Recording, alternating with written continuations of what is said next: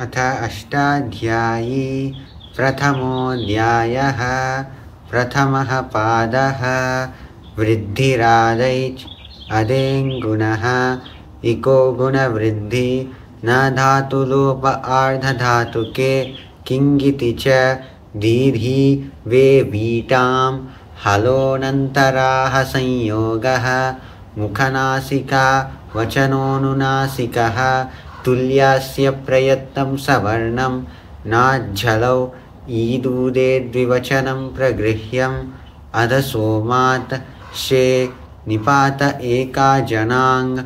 ओत् सम्बुद्धौ शाकल्यस्येनावनार्षे उञ्या उ ईदूतौ च सप्तम्यर्थे दाधाध्वदाप् आद्यन्तवदेकस्मिन् तरप्तमपौघः बहुगणवतुरति संख्या श्नान्ता षट् डति च तक्तवतु निष्ठा सर्वादीनि सर्वनामानि विभाषा दिक्समासे बहुव्रीहौ न बहुव्रीहौ तृतीया समासे द्वन्द्वे च विभाषा जसि प्रथम चर मतयाल् पार्ध कतिपय नेमाश्च पूर्व परा वरदक्षिणोत्तरा पराधराणि व्यवस्थायामसंज्ञायां स्वमज्जातिधनाख्यायाम् अन्तरं बहिर्योगोपसंयानयोः स्वरादि निपातम् अव्ययं तद्धितश्चा सर्वविभक्तिः कृन्मेजन्तः त्वातो सुन्कसुनः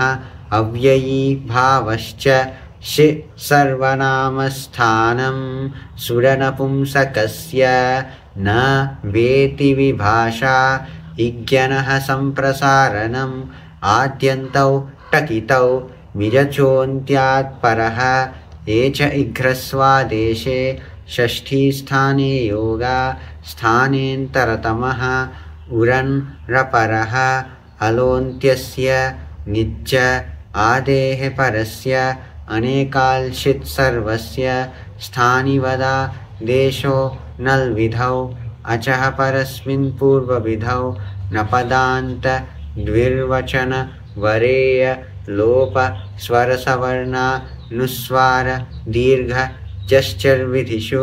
द्विर्वचनेच्छि अदर्शनं लोपः प्रत्ययस्य लुप्लुलुपः प्रत्ययलोपे प्रत्ययलक्षणं ननुमताङ्गस्य अचोन्त्यादिति अलोन्त्यात् पूर्व उपधा तस्मिन्निति निर्दिष्टे पूर्वस्य तस्मादित्युत्तरस्य स्वं रूपं शब्दस्य शब्दसंज्ञा अनुदित् सवर्णस्य च प्रत्ययः तपरस्तत्कालस्य आदिरन्त्येन सहेता येन विधिस्तदन्तस्य वृद्धिर्यस्य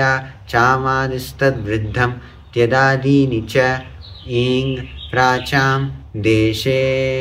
इति प्रथमाध्यायस्य प्रथमः पादः।